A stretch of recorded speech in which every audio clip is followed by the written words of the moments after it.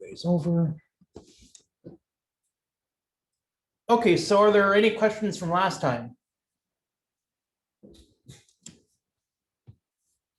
Okay, then if not, so what we were discussing last time, or where we stopped, was we looked at a real basic circuit analysis or a resistor analogy for particle combustion, where we had resistances for the diffusion mass transfer to the outer surface of the particle and a chemical reaction on the surface resistor.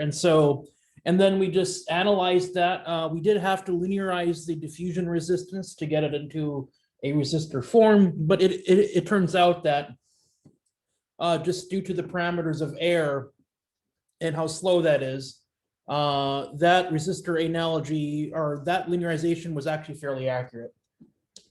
Anyways, and then we analyzed, we derived a general expression, and then we just looked at different limits. In the diffusion controlled combustion, that's the case where this resistor is far larger than the resistance, if you will, of the surface reaction process. So that is basically the rate limiting step is how long it takes an oxygen molecule to sort of diffuse its way to the surface of the particle. That is what sort of drives the process. And then the actual rate of chemical reactions in a diffusion limited process, the Arrhenius terms play almost no role. Now, on the other hand, if the particle is small and the oxygen molecules are physically very close to the surface, is that the diffusion length scale with the droplet diameter. Because if you remember in the diffusion mass flux, there basically was a 1 over RS, and basically that's there because as the particle gets smaller and smaller and smaller, the physical distance that an oxygen molecule has to diffuse to reach the surface becomes increasingly small, and eventually this resistor, because of that, eventually this resistor becomes extremely small. And then the rate limiting process for the rate of combustion is now how fast the molecules can react. And so that's called kinetic limited combustion. And again, this occurs with all particles, all droplets. For some materials, it's hard to get them small enough to get them to sort of transition into a kinetic limited regime. But there are other ways that you can get some things to sort of transition to a kinetic limited regime. And one way is that it's been found for aluminum particles in an experiment by the Canadians, that if you have a massively fast flow going over the aluminum particle, even if it's a few hundred micrometers, which a few hundred micrometers for aluminum particles is well in the diffusion limited regime. But if you have, say, the products of a gas phase detonation going over the aluminum particle, the very high speed flow is going to increase the rate of transport of basically oxidizer or air or even water vapor to the surface of the aluminum particle. It's really going to increase that. You're going to have a very strong convective enhancement of that rate of transport. And what that does is that lowers this resistance here. And so eventually, even for a very large particle, if you have a very fast flow, just due to convective enhancement effects, this resistor can also become very small. But if you have basically aluminum particles that are on the order of 100 nanometers or less in diameter, and those have been looked at for various applications, then you are almost always certainly in the kinetic limited regime. Okay, and this occurs for droplets and particles and all sorts of things. Now, the exact physics of what is going on in the kinetic limited resistance is situation specific. Like I said, for aluminum particles, it involves surface reactions and also diffusion through a porous oxide shell. For hydrocarbon fuel droplet, it could be that evaporation process. And so the actual physics is situation specific, but the fact that there are at least two resistors here, and one is representative of sort of kinetic processes, and the other is representative of diffusive processes, almost always holds. And there may be other resistors for your specific application. Like say maybe instead of having just an aluminum particle, you have a layered particle, and it's made of nickel and aluminum. And the nickel and aluminum can sort of self-react. And so there'd be another sort of physical sort of resistor that you need to describe that process. So anyways, so are there any questions on those basic concepts? Yeah, can I ask I'm having a hard time understanding why the resistance from diffusion decreases as your particle gets smaller. In my mind, I'm thinking if I have a really small particle and it keeps getting smaller, wouldn't it become less likely that an oxygen molecule would run into it the smaller it gets? No, you have to think your thinking is valid if the particles are so small that you're in the rarefied regime. But our particles are big enough to where we are assuming that we're in the continuum regime. So we always have collisions. Yes. Then the collisions are more impactful as you're a smaller. No, it's just that if you look at the length scale effects, is that for a small particle and a large particle, far away, if you look at sort of the length scales here, is that far away, we have to define why infinity, right? And that's basically where the solution profile tapers off to the oxygen mass fraction far away from the surface, right? Where it basically asymptotes to its value.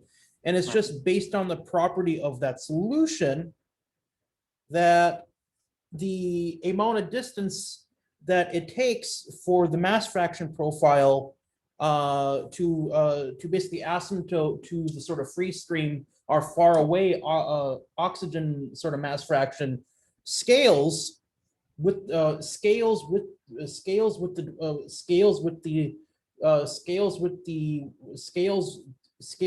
the diameter of the droplet, right? I can't remember the exact power on that scale, but it does scale. So if I have if this is the mass fraction profile, and I take the droplet and I shrink it, it's going to have this exact same profile, but it's going to be shrunk, right? So now that I'm shrinking everything, what happens to the gradient at the surface of the particle, which is driving the diffusion? That gradient becomes sharper. Exactly. And so then what happens to the rate of mass transfer at the surface of the droplet if that gradient is higher? It's larger. The mass transfers faster. Exactly. So now does this sort of make sense now? Yeah. Okay. I see. It's just sort of a scaling effect. Okay. So we discussed that, and then more derivations anyways. And then you can also show that for aluminum, the mass consumption rate, you can define that as some constant times y-ox at infinity. This is for oxygen. And you can also define for aluminum also diffusion resistance and a kinetic resistance. And if you go through some hairy math, because now remember, I said that aluminum is not a sort of normal, it's not a nice, pure, pristine burning particle, that there's a lot of other stuff that is involved, like say, such as the oxide shell. So now what do you want to, so there really is no real nice theory that you can use to drive at least the kinetic limited resistance. I know folks like Michael Zachariah, they sort of do, but they're making a lot of assumptions to get to them, and they're really just used to explain their experimental results. They're not normally predictive in the normal sense of the word. And so, but you can go through some algebra, and what you can show is that this here is equal to some other constant times the mass of the aluminum divided by the burning time of aluminum particles that you know are in the kinetic limited regime, and plus the burning time of particles that you know are in the diffusion limited regime. Okay, and so basically what this does here is this provides a link that you can actually use a resistor style model, but base the resistances off of purely empirical measurements. And so this sort of, we are currently fine tuning this approach, which is why I don't have this sort of constant here as we're still working on that paper. But this gives you, and we're fine tuning it for aluminum, which is open and publicly available, but my Air Force collaborators want to use this for other materials that they can't even tell me what they are. And then they also have no theory for this, but they also have no theory for for those particles. So they couldn't even, so they don't even know the physics enough to know what to put into a kinetic resistor, but they can get samples of that powder and burn it. And then they can get small particles and big particles, and then they can put together a law like this that they can put into a code to study how those different types of particles burn. And so that's basically how we're sort of doing that. But yeah, so and so yeah, there are a lot of details to go from here to here for aluminum, and I'm just not going to go over them in this class in the interest of time. Okay, but are there any questions with that? But in principle, you can use this approach to estimate and then put together an entire burning rate map based on the resistor. It's based on the formalism of the resistor analogy, but also it's based on empirical measurements too. So any of the uncertainties with the craziness of oxide lobe formation, oxide shell growth, diffusion through it, all of that physics is buried in these burning time measurements. Okay. I have a quick question. Yeah. So does this equation, is it more for a single particle, or can it account for, let's say a field of particles of varying sizes? This here is specifically for a single particle. And then on Monday, I'll show you how we model this with the whole field of particles with, say, maybe trillions of them. Oh, okay. Jeez. Yeah. In short, you basically just use this, and then you basically draw up a control volume. And what we do is you just basically have a relationship based on the volume of particles and assume size distribution, and you just count up the number of particles, and then the total mass burning rate would be the number of particles times the burning rate for a single particle, or if there's a size distribution, some sort of integral of this law is basically what it winds up being. So does that make sense? That makes sense. Yes. Yep. Yeah, and actually, it's a very nice segue. Congratulations. So now, so Anthony brought up, if you have many particles, how do you handle that? Well, first, before we get into modeling that, let's discuss just the basic physics of group combustion effects. So what if you have not just one isolated droplet or particle, but you have a whole crap ton of them? And so you could have particles here, and some sort of gas flow going between them. And so what happens to the flame? Oops, it's too big. What happens to the flame that is surrounding each particle, because certainly you would expect that for the flow, if it's going like this, it's going to transport some of the combustion products of the lead droplet. And in the wake region, you're going to have not just cold air blowing over it, but you're also going to have the hot combustion products. So then basically what happens to these particles as they get closer and closer together, that if they're far enough apart, you would expect their flames to not merge, and then they would more or less burn as if they were basically isolated by themselves. But if they're very close, you would expect the flames to sort of merge. So if I have two particles that are very close, and the flame would not look like the sort of egg-shaped thing, that's just due to convective transport, but instead you could have some sort of weird sort of flame that is sort of enveloping both of them together. And so so basically this is a pretty big problem. It's been known, people have thought about this for combustion for about 40, 50 years. And so but it's still not studied very well, because it is really, really complicated.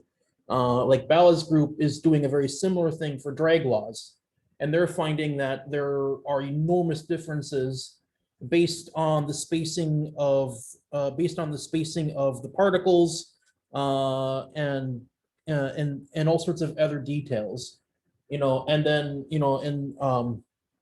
and drag is complicated enough, but now you add all sorts of nonlinearities due to the chemical reaction process, and that makes a very messy calculation even messier.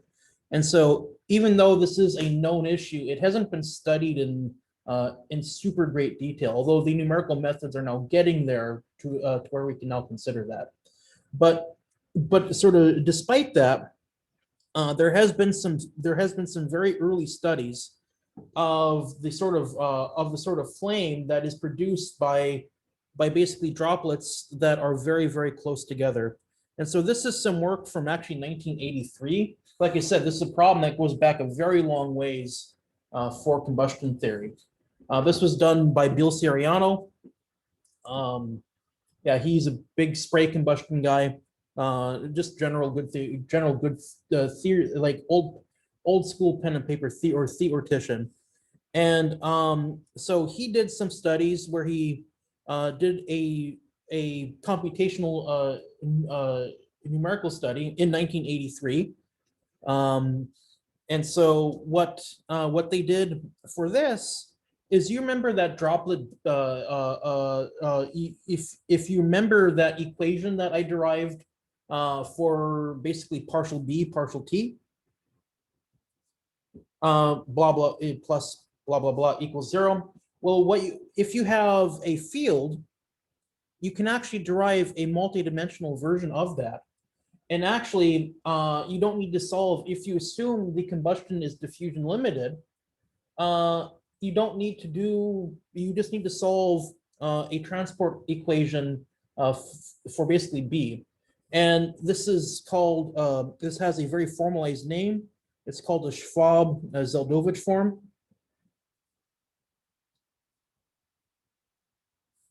Or it's sometimes called superscalar theory. And the idea is you eliminate, if you assume a Lewis number of 1, and you sort of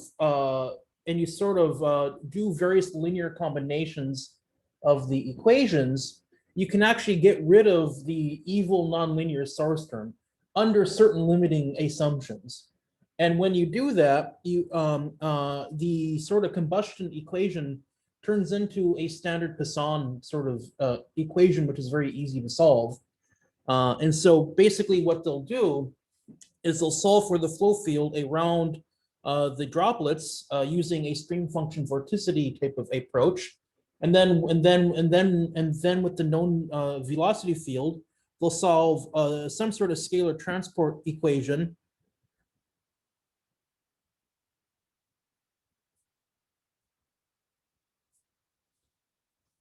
for a scalar B.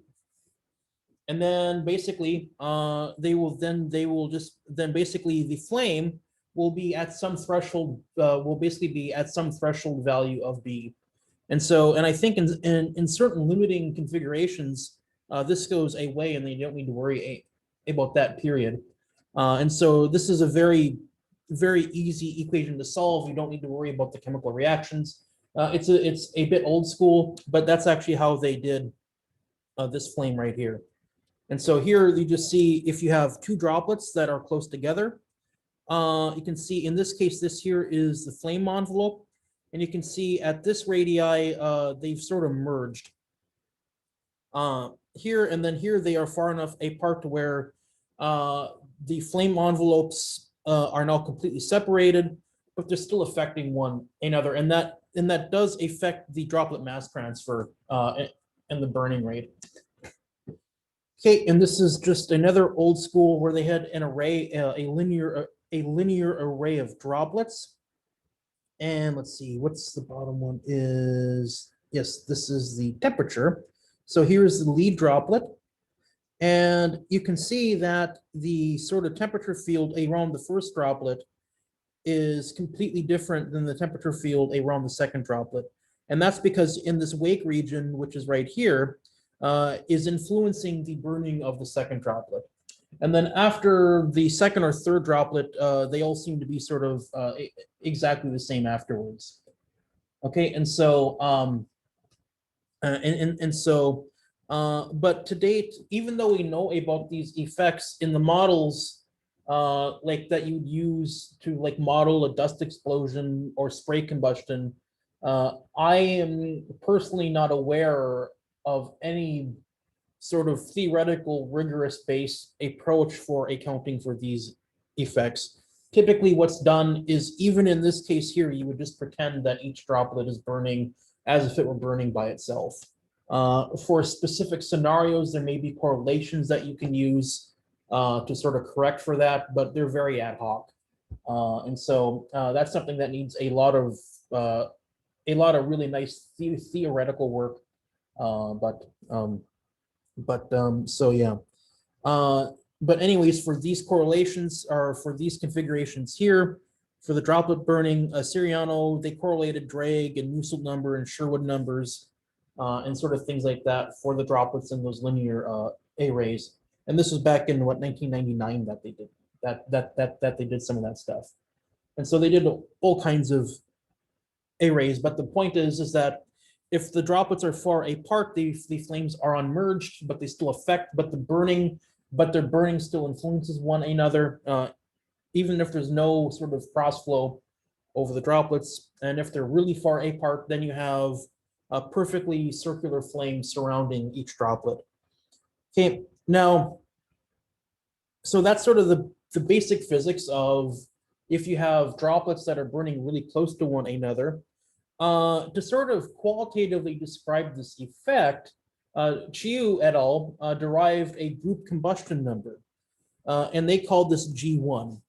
And I'm not going to get into how they did this, but I'm just going to sort of list the result.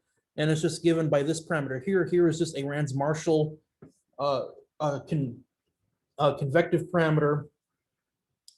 This here is just a constant, the Lewis number. And here they are considering a cloud of droplets. So you have a big old cloud of droplets.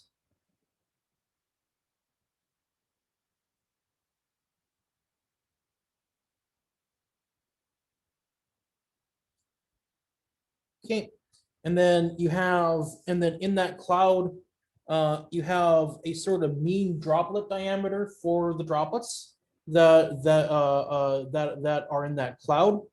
And also you have an R cloud, which is a average droplet spacing in the cloud, or the cloud radius. You see this correlation in two different forms. And so you could also base it off of the sort of size of the cloud. Okay, but in reality, what if you know the sort of mean the mean diameter of the droplets and the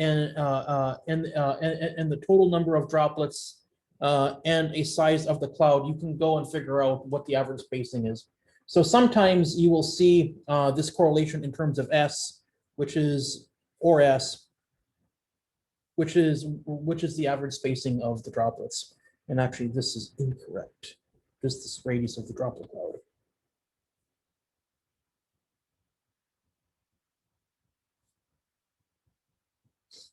Okay, and so then using that, they define, you can go through what I said and define a mean separation distance, and they scale this by the Rand-Marshall correction factor, where S is the separation distance. And then it's just based on the average spacing between the droplets and a droplet radius. And this is just a scaled sort of closeness parameter that also accounts for convective effects. So basically what this means here is they divide by the Rand-Marshall correlation, and you can think of that the faster the flow is, the sort of spacing parameter decreases, and that makes sense physically because the faster the flow is, the further the flow is going to transport the products, is going to transport the sort of products in the wake, which then basically means that if the combustion in the wake region of the leading particle is not going to influence the particle far away, that means the faster the flow is, the further away the sort of particle has to be. Okay, and so that's sort of why physically this sort of spacing parameter is scaled by the sort of Rand-Marshall correlation. And if you want to sort of go through their detailed analysis, I would suggest you read their paper because there's a lot of really nice analysis in there, but it's just a real basic scaling analysis and then some thought experiments as to what this basically means. And also looking at some experimental results to sort of help characterize them. So what they did then is they defined 4 regimes. And so in one regime, if you have a relatively small number of droplets and there is a large amount of space between said droplets, then what you expect, I'll zoom in a little bit, what you expect, if this is the droplet cloud right here, is that the droplets are so far apart that that basically each droplet is burning as if it's just burning in a completely isolated fashion. Is that the burning of the droplets and particles is not influencing one another, and so they're basically all burning by themselves. Okay, and so that makes sense if you don't have very many droplets and they're spaced very far apart, you would expect them to basically burn by themselves. And so in this regime here, we have what's called internal group combustion. And what this basically means is that you have basically groups of particles that are starting to burn, from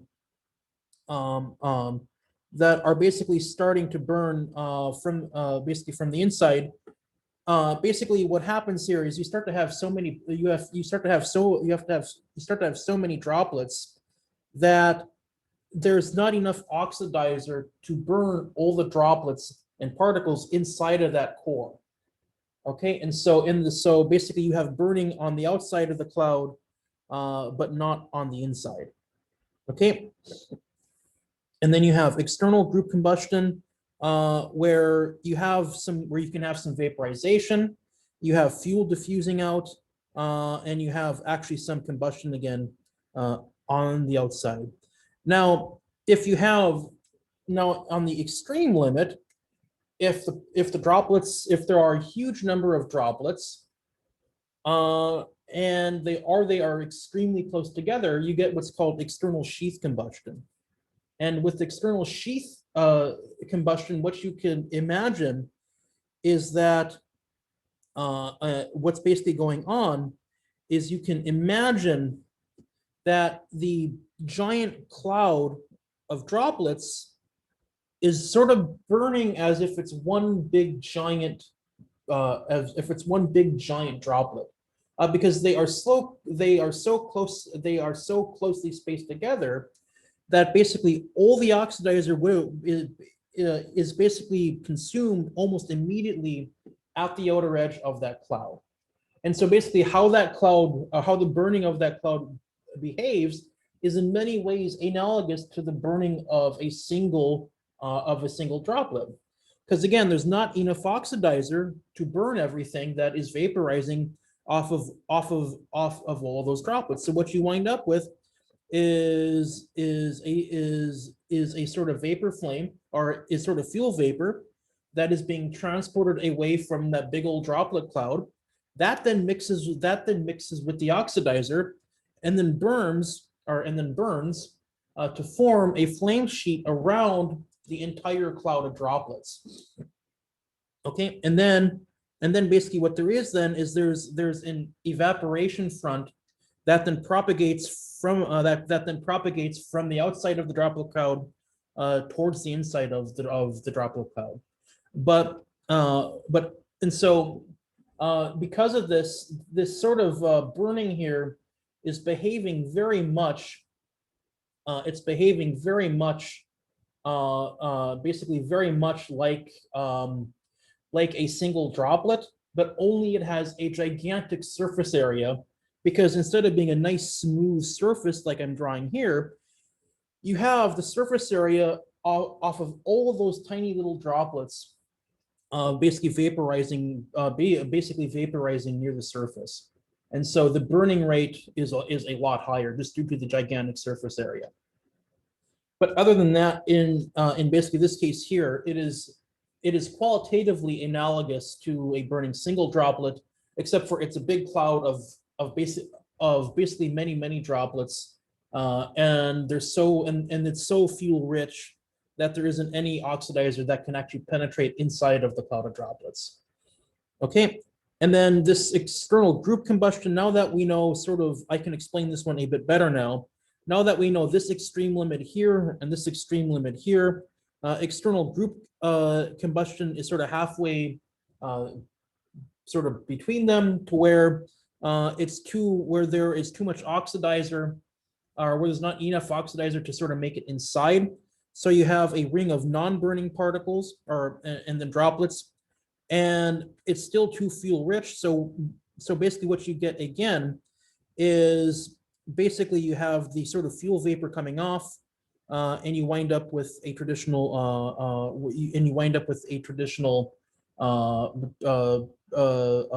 basically a traditional basically flame flame envelope.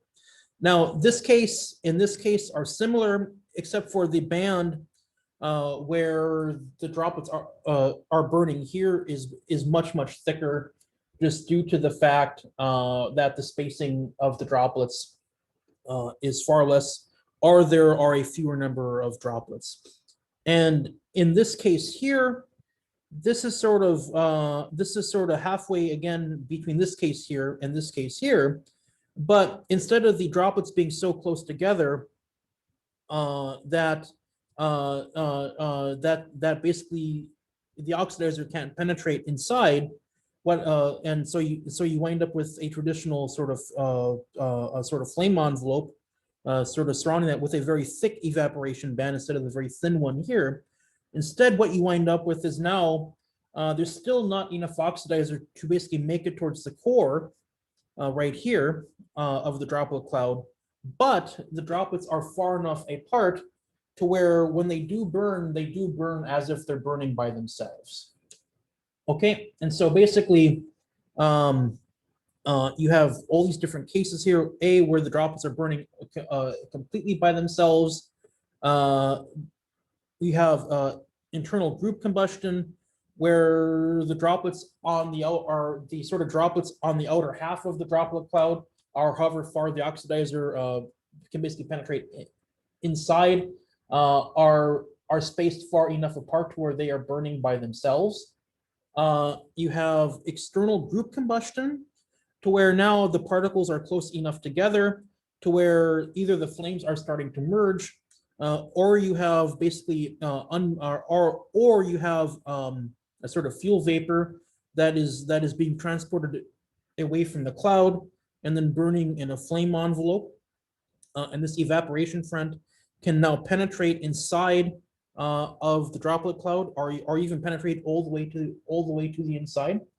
And then you have the extreme limit of where the droplets are so close together, or there are so many of them, that the cloud is burning as if it's one big giant droplet, only it has a gigantic surface area. And so this is just sort of qualitative physics, just based on the total number of droplets in your cloud and the spacing parameter here that was sort of shown. So again, it's just qualitative, but are there any questions?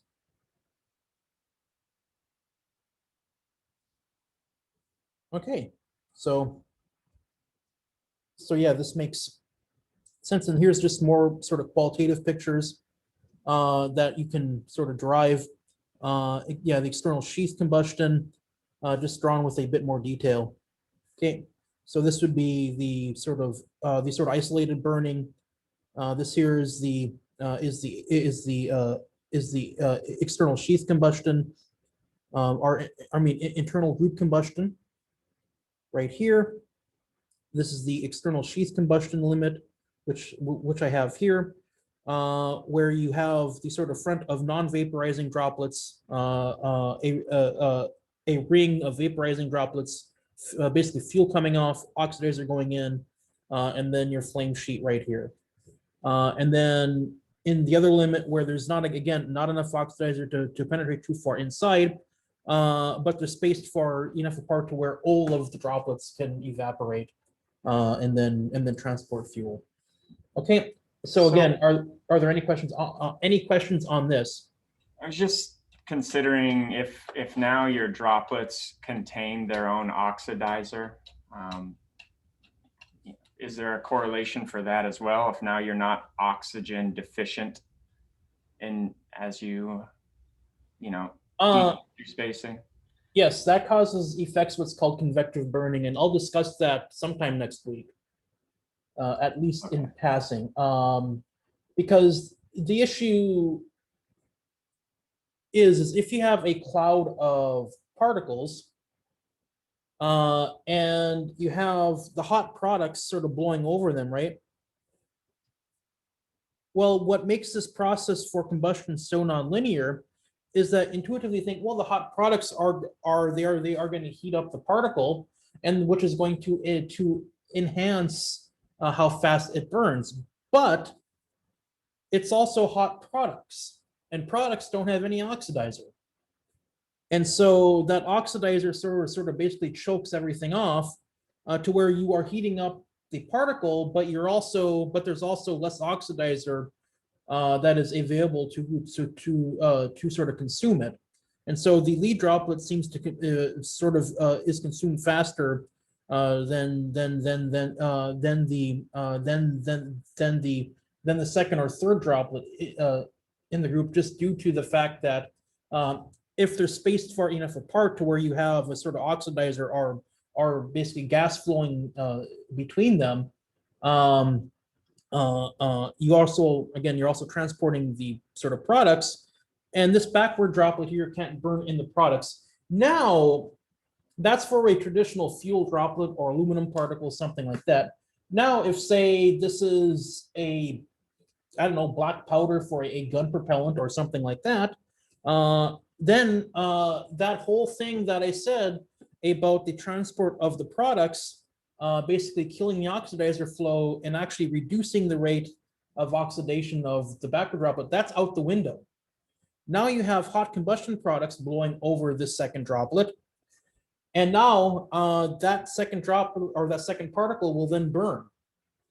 And so basically the sort of convective enhancement effect massively increases how fast that that cloud burns. And that's called convective burning for sort of solid propellants. It is intentionally used to help ignite some systems, but normally convective burning in this is normally unwanted. But yes, if you can make a cloud of nitromethane droplets safely and then burn them, they would do I don't know what they would do, but they would do something really interesting, or a cloud of nano RDX particles or something like that would be really interesting. But I don't know exactly what would happen. You'd probably wind up with some sort of detonation of that particle cloud. Would be kind of nasty. I don't know how you'd set that up though without killing yourself. Anyways. Professor, I had a quick question as well. So for this, all of the 4 regimes, the particles have to be somewhat evenly spaced. Is that correct? Yeah, sort of in your picture or in your mind, you can think of this as being somewhat evenly spaced, but in a real combustion application, you can have a big old giant cloud, which I'll sketch right here. And you could have a portion of the cloud where they happen to be far apart, and then a second portion of the cloud where they're very, very, very close together, just due to maybe there was a massive droplet here and a shock wave went through it and basically shattered it into a bunch of tiny droplets. And then over here, you had something else happen. Okay, but in a real sort of application, you are correct, is that there are also spatial variations of the droplet spacing too. And to my knowledge, those are not taken into account very well. Typically what we do when we want to model this, which I'll discuss more like next week, is basically if we want to model the combustion of a big old cloud of stuff, we basically pepper it with sort of very finely spaced grid points. And so that in each sort of computational grid point or computational cell, we can assume that the sort of spacing to first order is somewhat uniform enough. So does that make sense? Yes, that makes sense. Yep. Okay. Yep. No, and so you are hitting on very, very important points. And these are really good questions because these are really good subtle points that are often missed when folks put together these sort of combustion models for basically many particles or droplets.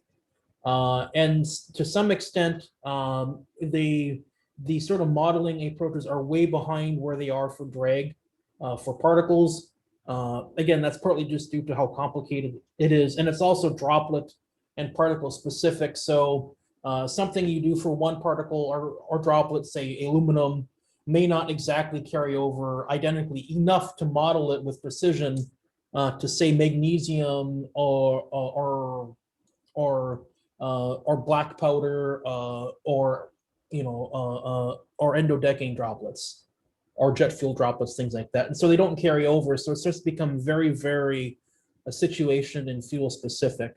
And so not only, and so deriving a generalized law, I don't know if that even would be possible from a physical standpoint. You could certainly make an approximation, but, and you certainly learn a lot from trying to do it, even making idealized assumptions. But in terms of doing something truly predictive, I don't know if that's even, if something general is possible. That's something I really need to talk with Dr. Bala on that and see if he had any thoughts, because he's a master at doing stuff like that. At least for non-reactive flows. But yeah, but anyways, so now we're going to start going over the modeling approaches for multi-phase combustion. And so there are basically 3 different types of models. One, I call it fully resolved. Sometimes folks in the field will call these DNS, and I'm making air quotations because the turbulence folks will call direct numerical simulations of basically where you are resolving all of the turbulence scales. Those are traditionally considered to be DNS. And so if you say, even if you're fully resolving your droplet or your particle, and you call it a DNS, but you're not fully resolving the turbulence, you may trigger some turbulence people. I've done it before. I've stepped on that landmine. I'm trying to save you from that one too, which is unfortunate that they sort of they sort of lay claim to a very, very general term that can be used in a lot of different contexts, but it is what it is. And sometimes it's called fluid modeling. And so in the fully resolved approach, which is sort of what you have to do to get the details of understanding the group effects of how particles and droplets burn, is you need to basically take this droplet cloud and basically massively zoom in so close that you are starting to that you actually resolve the surface of the droplet as it evolves. I just drew it in some crazy shape here because you don't need to assume it's a perfect sphere in the generalized approach. And then you are actually resolving and then solving for the fluid mechanical processes inside of the liquid and also in the gas. And so the idea of this approach is that you basically mark the surface and you separate your domain into two different subdomains. One is the liquid or solid inside of the droplets or particles. And then the other is a gas phase region where you solve the sort of reactive Navier-Stokes. So in the sort of liquid or particle subdomain, you choose an appropriate model for that material. So if it's an incompressible liquid and you can assume it is incompressible, you can solve the incompressible Navier-Stokes equations for those liquids. If you need to consider compression, like you're studying shockwave interactions with it, or how shockwaves interact with burning things, you may need to solve the sort of compressible Navier-Stokes equations. If it's a solid particle and you're whacking it with an explosive detonation, you still solve the sort of you still solve a variant of the Navier-Stokes equations for a compressible flow, but you got to augment them with stress relations for a solid rather than a fluid. I have a student working on that, and that stuff gets very complicated. It's also very interesting. It's very close to gas dynamics, which is kind of crazy. But anyways, so that's how we sort of describe the equations inside the liquid or solid. Then on the outside, we solve the traditional reactive Navier-Stokes equations for a gas, which could be like this, or if you're in a low Mach number regime, you can sort of solve the sort of low Mach number variant of these. Now you have a set of equations you're solving on the inside, and a set of equations that you're solving on the inside, and now you need to couple them two together and get them talking to one another. And again, that is material specific. And it's specific to your given scenario of your choice of model for the liquid and model for the gas. But then the general procedure for coupling the two is, you probably guessed it, you do a very formalized interfacial control volume analysis. And if you do that, you will be able to fully couple the sort of two different materials. Okay. And now, so now we know what to do here, we know what to do here, and we know how to couple the reactive fluid mechanics together. Now we need a model to basically capture or track the interface of the material. There are a wide number of ways of doing that. The first one, and one that I like most of the time, are called level set methods. And we actually discussed these already in the context of detonation shock dynamics and also heterogeneous propellant combustion. Actually, the heterogeneous propellant combustion model that Dr. Jackson works on is actually based on this. And in fact, for Dr. Jackson's heterogeneous propellant combustion model, it's actually this type of approach here, where this is sort of solid, where this is solid propellant here, and this is the gas phase region above the propellant surface. But exact same approach. It's just generalizable to a whole wide array of things. Okay. Now, an issue with level set methods is because the level set function itself is smooth. If you need to account for surface tension effects to where you need the surface curvature, they are very accurate for that. But unfortunately, they tend to lose mass due to numerical errors. So say I have this weird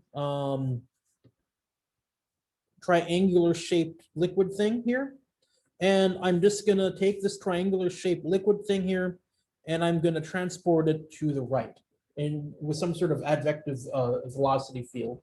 Well, due to numerical errors, what will happen is the tip here, due to numerical errors, the tip will basically be will become rounded off. Is that any advection scheme for a numerical method will be unable to basically maintain perfect sharpness for that tip. And so what will happen is this tip, instead of looking like this triangle here, which would be the exact solution, because we are just sort of moving it to the right. What will happen is the tip will basically become rounded off. And as it becomes rounded off, we have a region here of mass that is lost. And so that cannot be interpreted as evaporated mass. That is just liquid mass that is just lost to the solution due to numerical reasons. And so if you choose to use level set methods, you need to do a very convincing and very careful analysis to ensure that basically losing the mass in these tips is not influencing your results a lot. Okay, and there are ways of sort of fixing this, but they get very, very complicated. And again, you could really take a course just in numerical methods for multi-phase flows. And then we could discuss those in some more detail. Okay, but are there any questions with this? Yeah, I got a quick question. So would this be extremely applicable to situations where you're assuming that the fluid is, like a perfect sphere or perfect circle? Because they would have less of a chance of losing the mass? Yeah. You can assume that these are used all the time. Yeah, that's actually one thing. That's an interesting point that you sort of just brought up. Is you can have a resolved interface, and you can assume you can solve the sort of Lagrangian particle equations. So that is dx dt dt, and you can actually just have a level set function that basically moves the surface. And if the surface is a sphere, you can just basically move it.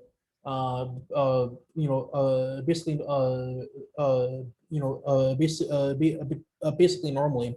And then also, as Anthony was saying, that if you have a rounded surface, a surface that is already rounded like a sphere, this error will basically be minimized. So that is if your sphere remains a sphere. And so you can start with a nice perfect circle, but if I'm going to be a jerk and I'm going to say have a Mach 5 shock that is going to be interacting with this droplet, this is not going to be spherical for very long. It'll produce these very long little filaments that will basically be sort of torn apart into tiny little droplets. And so in those cases, a level set method for doing shock droplet interactions are things where there's massive tearing into very, very, very fine droplets. It's usually not recommended for that type of application. Just because a rule of thumb to resolve the process to sort of resolve the flow in the liquid is about 100 grid points across the thing. And so if you have, and the scaling for if you have a droplet and you whack it with a shock wave, is it will, depending on the Mach number, it will basically split into droplets that are a diameter of between 10 to 100 times smaller.